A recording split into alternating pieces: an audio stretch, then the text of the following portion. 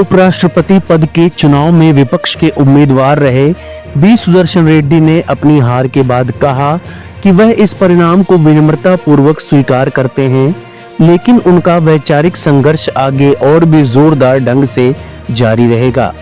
उन्होंने यह भी कहा कि उपराष्ट्रपति चुनाव में जीत दर्ज करने वाले राष्ट्रीय जनतांत्रिक गठबंधन के उम्मीदवार सीपी राधाकृष्णन को शुभकामनाएं दी और समर्थन के लिए विपक्ष का आभार व्यक्त किया।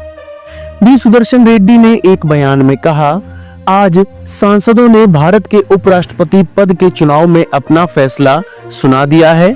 मैं अपने महान गणतंत्र की लोकतांत्रिक प्रक्रियाओं में अटूट विश्वास के साथ इस परिणाम को विनम्रता पूर्वक स्वीकार करता हूं। उन्होंने कहा, यह यात्रा मेरे लिए एक बहुत सम्मान की बात रही है, जिसने मुझे उन मूल्यों के लिए खड़े होने का अवसर दिया जिन्होंने मेरे जीवन का मार्गदर्शन किया है। वो मूल्य संवैधानिक नैतिकता, न्याय और प्रत्येक व्यक्ति की गरिमा से जुड़े हैं।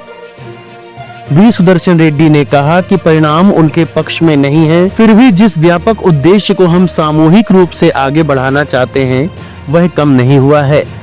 उन्होंने कहा कि वैचारिक संघर्ष और भी जोरदार तरीके से जारी रहेगा। उन्होंने कहा, मैं विपक्षी दलों के नेताओं का हार्दिक आभार व्यक्त करता हूं, जिन्होंने मुझे अपना संयुक्त उम्मीदवार बनाया।